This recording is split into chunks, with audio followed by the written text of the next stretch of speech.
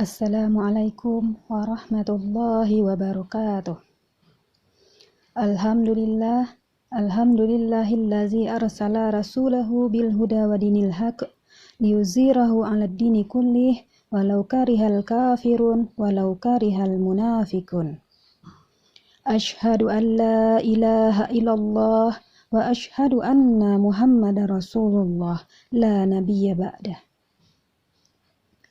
Puji dan syukur senantiasa kita ucapkan kepada Allah Subhanahu wa Ta'ala, karena berkat rahmat, nikmat, hidayah, kita masih dapat menunaikan ibadah seperti biasanya. Salawat dan salam kita doakan kepada Allah Subhanahu wa Ta'ala agar senantiasa tercurah buat Nabi kita Muhammad sallallahu alaihi wasallam. Allahumma sholli ala Muhammad wa ala ali Muhammad. Mudah-mudahan kita termasuk ke dalam kumpulan orang-orang yang mendapat limpahan syafaatnya di hari akhir nanti. Amin ya rabbal alamin. Untuk materi pesantren Ramadan kali ini adalah sejarah masuknya Islam ke Nusantara. Meringkas ceramahnya Ustadz Salim Afillah. Berdasarkan sejarah masuknya Islam ke Indonesia, ada 4 teori yang menjelaskan. Yang pertama itu adalah teori Gujarat, yang kedua teori Persia, yang ketiga teori Cina, yang keempat teori Arabia atau teori Mekkah. Yang pertama kita bahas adalah teori Gujarat. Menurut pendapat Snok Hugronje beserta teman-temannya, beliau membuktikan bahwa Islam masuk ke Indonesia pertama kali melewati Gujarat atau India. Ini dibuktikan dengan kesamaan batu nisan yang dimiliki oleh Sultan Malik As-Saleh, salah seorang raja yang ada di Kerajaan Samudra Pasai, sama dengan batu nisan yang ada di daerah Gujarat, India. Yang kedua adalah teori Persia. Teori Persia ini membahas bahwa di Persia ada kesamaan ritual dan beberapa istilah yang sama dengan Nusantara, hanya itu sebagai bukti. Yang ketiga adalah teori Cina. Ini berdasarkan berita Cina karena penganut Islam pertama di Indonesia memakai nama Cina. Tapi menurut Buya Hamka, hanya orang Cina saja yang menggunakan nama Muslim pakai bahasa Cina. Gelombang kedua masuknya Islam ke Nusantara. Ada Ahlul Bait Nabi, namanya Ahmad bin Isa Al-Muhajir. Al-Muhajir artinya adalah orang yang hijrah. Maksudnya, beliau hijrah dari kota Baghdad ke Hadramaut. Kenapa beliau hijrah? Karena saat itu dia mengalami persekusi. Pada saat itu di Baghdad, daulat Bani Abbasiyah yang berkuasa tidak suka kepada kalangan Ahlul Bait Nabi dari kalangan Alawi atau keturunan Sayyidina Ali. Sehingga keturunan Sayyidina Ali mengalami perlakuan yang kurang baik, walaupun ini sebenarnya adalah fitnah. Namun juga ada pendapat lain yang mengatakan pindahnya Ahmad bin Isa Al-Muhajir dari Baghdad ke Hadramaut karena beliau ingin menyelamatkan anak keturunannya. Saat itu di Baghdad sedang muncul satu firqah yang membenci sahabat Nabi. Dia hanya mengatasnamakan Ali dan hak-haknya. Beliau menolak khalifah yang lain seperti Abu Bakar As-Siddiq, Umar bin Khattab, Utsman bin Affan. Hanya Ali yang diakuinya sebagai khalifah. Orang ini bernama Rafidah. Dan si Rafidah ini selalu melaknati sahabat-sahabat Nabi yang lain. Beliau termasuk golongan Syiah. Pindahnya Ahmad bin Isa Al-Muhajir dari Baghdad ke Hadramaut bukanlah sesuatu yang mudah. Karena saat itu Baghdad merupakan kota terbesar di dunia yang kaya raya, pertumbuhan ekonominya pesat, kotanya gemerlap, sedangkan bertolak belakang dengan daerah yang akan dituju yaitu Hadramaut, merupakan daerah yang gersang, yang kering, yang tandus, yang sumber dayanya tidak mencukupi.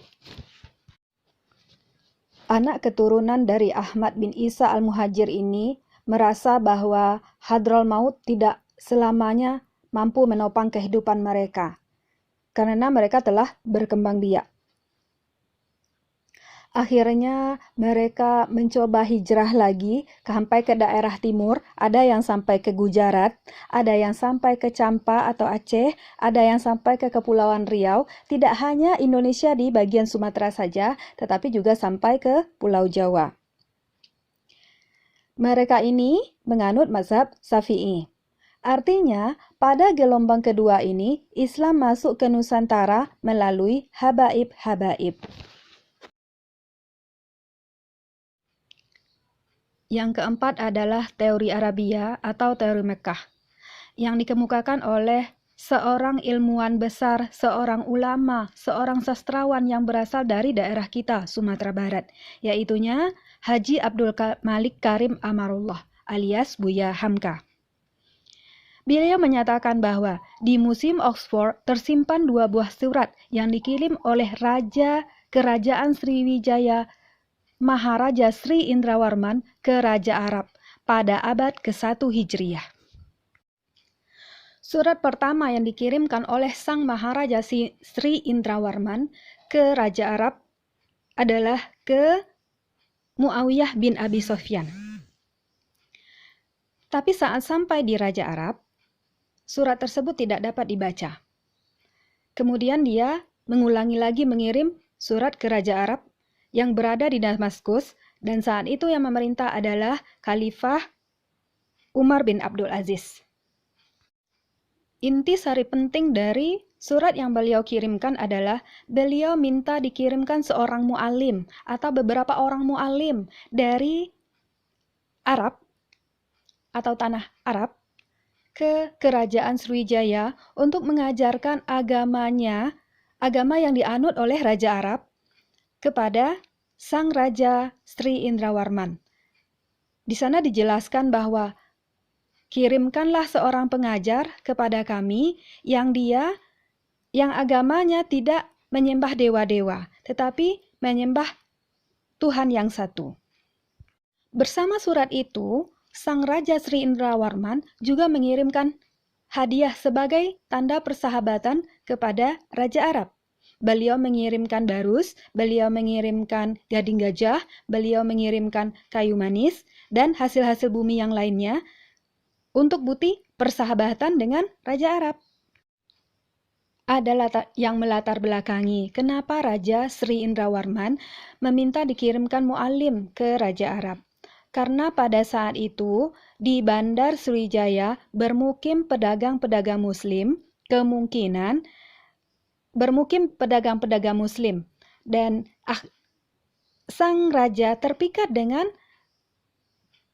santunnya akhlak pedagang, dengan sikap baiknya akhlak pedagang, dengan kejujurannya pedagang Muslim, sehingga raja tersebut ingin juga mempelajari agama dari sang pedagang.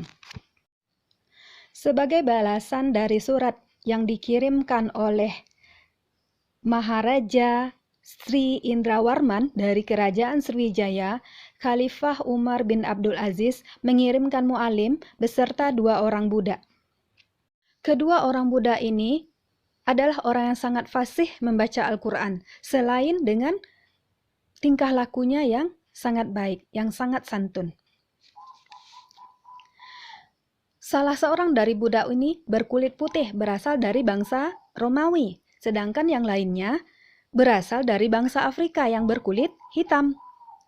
Ketika sesampainya mu'alim dan 2 orang budak ini di Kerajaan Sriwijaya, bagi Raja Sri Indrawarman, budak yang berkulit hitam berasal dari Afrika, beliau kirimkan ke dinasti Tang. Ini terbukti dari catatan sejarah dinasti Tang bahwa mereka mendapatkan kiriman budak dari Raja Kerajaan Sriwijaya, yaitu seorang budak berkulit hitam yang merupakan kiriman dari Raja Arab. Saat itu, dinasti Tang diperintah oleh Ratu Guzetian. Kisah Islamnya Maharaja Sriwijaya, Sri Indrawarman, merupakan gelombang pertama masuknya Islam ke Nusantara. yang dicantumkan oleh Maharaja Ungang Parlindungan di dalam bukunya Tuanku Rau. Golongan ketiga, masuknya Islam ke Nusantara, dibuktikan dengan berdirinya kerajaan di Nusantara yang coraknya adalah kerajaan jihad. Ini akibat dari perang salib yang terjadi di daerah Timur Tengah. Saat itu, di negara Muslim Timur Tengah ingin mengamankan berbagai daerah dari gangguan musuhnya. Corak-corak kerajaan jihad ini muncul pada abad ke-12 dan 13 Hijriah. Contohnya adalah Kerajaan Perlak yang ada di Aceh, Kerajaan Samudra Pasai, Kerajaan Malaka, dan lain-lainnya. Kerajaan ini menjaga lalu lintas lautnya, kota-kota pantai, dan pelabuhan dari musuhnya agar tidak dikuasai. Sedangkan Samudra Pasai ini merupakan pusat belajar agama Islam di Nusantara. Golongan keempat, masuknya Islam ke Nusantara. Para dai, para habaib yang berasal dari tanah Arab, yang berasal dari Mesir, datang ke Nusantara. Sebelum untuk memasuki daerah lainnya, mereka berpangkalan di Samudra Pasai. Mereka belajar agama di sini. Setelah belajar agama di Pasai, mereka lalu melanjutkan perjalanan ke daerah Jawa. Saat itu di Jawa terjadi perang Parekrek. Dan kerajaan yang berkuasa saat itu adalah Majapahit mulai surut. Para dai ini kemudian datang ke Jawa. Salah seorang dari mereka contohnya adalah Maulana Malik Ibrahim yang datang dari Mesir. Mendarat di Pasai, lanjut ke Jawa, tepatnya di daerah Gresik. Maulana Malik Ibrahim ini merupakan orang yang ahli dalam bidang pertanian dan irigasi. Di Jawa saat itu, sawahnya adalah sawah tada hujan. Jadi, kalau hujan ada, baru pertanian bisa dilaksanakan. Tetapi beliau ajarkan kepada masyarakat bagaimana cara mencetak-cetak sawah dan sistem irigasi dari bendungan-bendungan yang ada di pinggir sungai. Sehingga air sawahnya menjadi stabil. Pelajaran yang diberikan oleh Maulana Malik Ibrahim ini menyebabkan pertahanan kerajaan Majapahit berubah. Perekonomiannya yang mulanya hancur-hancuran berubah menjadi baik kembali. Untuk mencetak sawah ini, Maulana Malik Ibrahim juga minta tolong kepada armada Cina yang dibawa oleh Cheng Ho. Armada Cina ini adalah orang Cina Selatan yang juga ahli dalam pertanian dan irigasi. Sehingga banyaklah orang-orang dari pedalaman belajar untuk mencetak sawah kepada Maulana Malik Ibrahim. Melihat akhlak beliau yang santun, yang baik, yang ramah, yang sopan, orang-orang dari pedalaman tertarik hatinya, terpikat hatinya dengan Maulana Malik Ibrahim. Dan akhirnya mereka belajar agama kepada Maulana Malik Ibrahim. Sepulangnya dari belajar mencetak sawah, belajar agama kepada Maulana Malik Ibrahim, mereka pulang kampung dan mengembangkan agama Islam di daerahnya. Ada lagi yang namanya Maulana Maghribi pertama. Tugasnya ke Jawa adalah memerangi kemusyrikan. Karena pada saat itu di Jawa banyak dukun, banyak santet, banyak tukang sihir, banyak tukang ramal, banyak tukang tenung. Maulana Maghribi ini berfungsi sebagai tukang ruqyah. Dan dia masuk ke daerah pedalaman mengalahkan tukang sihir dengan membacakan Al-Quran dan mengajarkan tauhid. Ada lagi yang namanya Maulana Usman Haji. Maulana Usman Haji ini adalah orang Palestina. Tugasnya adalah mengajarkan taktik berperang di kerajaan Majapahit. Beliau ini adalah pelatih tentara di Majapahit. Dia adalah orang yang taat dan keterampilannya dalam berperang yang sangat tinggi, bahkan di atas rata-rata. Ada lagi yang namanya Sunan Kalijaga.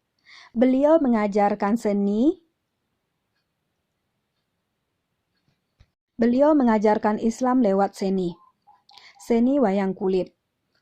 Jadi, di dalam melihat pertunjukan wayang yang mau diajarkan, yang mau ditontonkan oleh Sunan Kalijaga ini, orang-orang yang melihat harus mengucapkan 2 kalimat syahadat.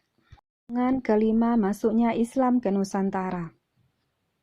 Ini dibuktikan dengan berkembangnya kerajaan-kerajaan Islam di daerah Jawa dan juga Sumatera, bahkan ke Sulawesi.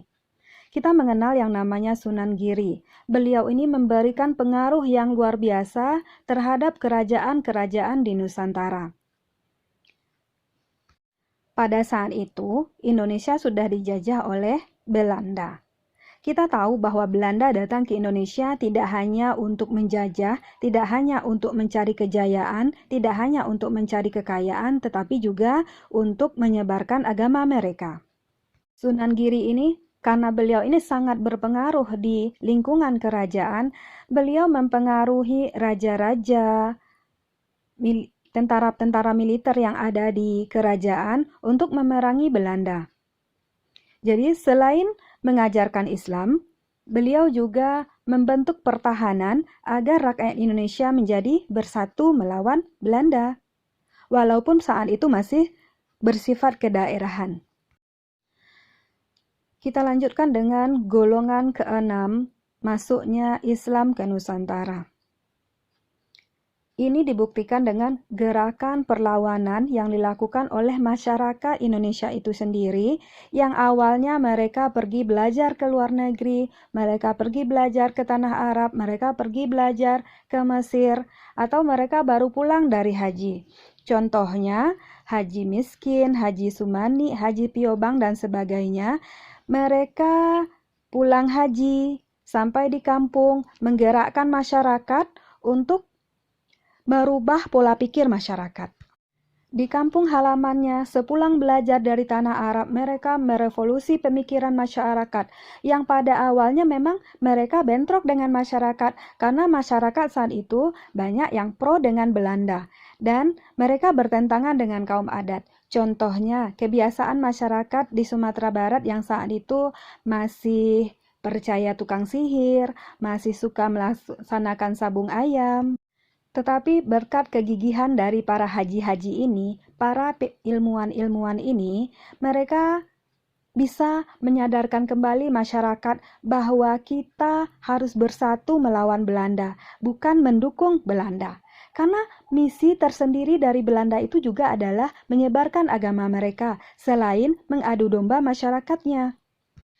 Selain haji-haji tadi, ada lagi ilmuwan Nusantara yang sebelumnya belajar di luar negeri. Salah satunya gurunya adalah Syekh Ahmad Khatib Al-Minangkabawi. Syekh Ahmad Khatib ini punya murid namanya Hasyim Asy'ari. Sesampai di Indonesia, beliau Hasyim Asy'ari ini mendirikan Nahdlatul Ulama. Ada lagi yang namanya Ahmad Darwis atau Ahmad Dahlan. Di Nusantara, di Indonesia, di kampung halamannya, beliau mendirikan Muhammadiyah. Di Minang sendiri didirikan namanya Tawalib Sumatera. Ada lagi Raden Umar Said atau Cokro Aminoto yang membentuk Syarikat Islam.